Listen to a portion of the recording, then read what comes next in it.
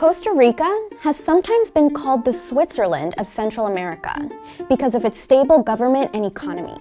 In fact, Costa Rica is the 13th happiest place in the world, just a few spots behind Sweden and other European countries famous for their generous welfare states. Costa Rica punches above its weight. But how did Costa Rica escape the corruption, instability, and violent political struggles that have plagued many Latin American countries during and since the Cold War, and emerge as the region's happiest country? Her statistics about Costa Rica are remarkably good, much better than her neighbors, and up there with the Scandinavian countries in terms of what makes people, quote, happy.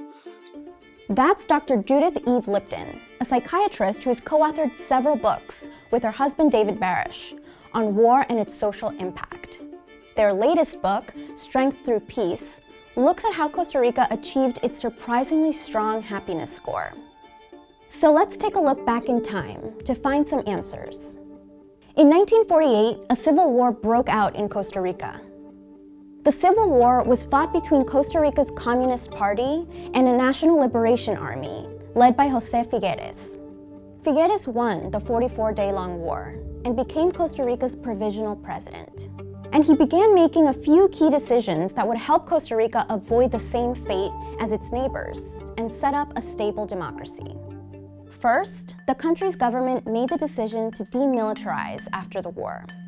Its defense minister had proposed abolishing the military to free up government funds that could be spent on education and healthcare. Figueres then introduced the proposal to Costa Rica's Constitutional Assembly. It was approved and added to the country's new constitution. While Figueres' actions in 1948 were pivotal, Lipton points out that demilitarization was possible because historically, Costa Rica didn't have to worry too much about external conflicts. Costa Rica has a unique history compared to either Nicaragua or Panama or the countries north of Nicaragua. In effect, it was left out of historical conflicts that go back about 400 years, from 1600 till the present.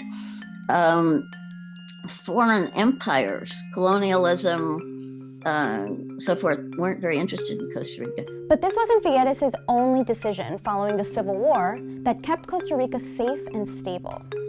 He banned Costa Rica's Communist Party, sending the Civil War's losing side into exile. By banning communism, Costa Rica avoided uprisings at home and becoming a direct target of the United States for the rest of the Cold War.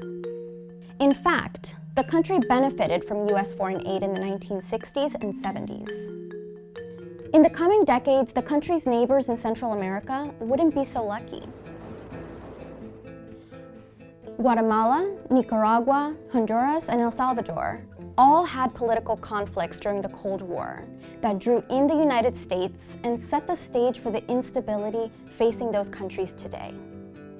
But even though Figueres banned the Communist Party, he struck a conciliatory deal with the Civil War's losing communists, called a handshake at Ochomogo.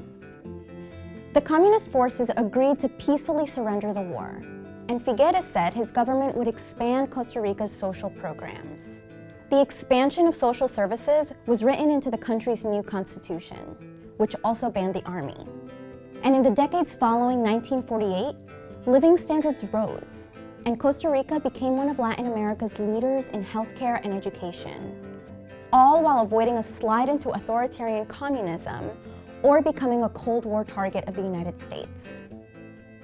And today, Costa Rica is still benefiting from the decisions the government made during these early years of the Cold War. In fact, this Latin American country, whose name means rich coast, is the happiest country in the region, according to a 2018 Gallup World Poll. And the country has remained proud of its progressive tradition on issues like the environment, human rights, and democracy. But things in Costa Rica might be changing. In last year's election, Costa Rica's current president, Carlos Alvarado Quesada, managed to triumph over his opponent, Fabricio Alvarado Muñoz, an evangelical senator whose platform of opposing gay marriage and sex education in schools gained more support than one would expect for a conservative campaign in Costa Rica. Some observers see Muñoz's success as a bad omen for Costa Rica's social and political stability down the line. While the rest of Central America continues to grapple with violence and poverty sending citizens north, Costa Rica remains a model to the rest of the region. For now.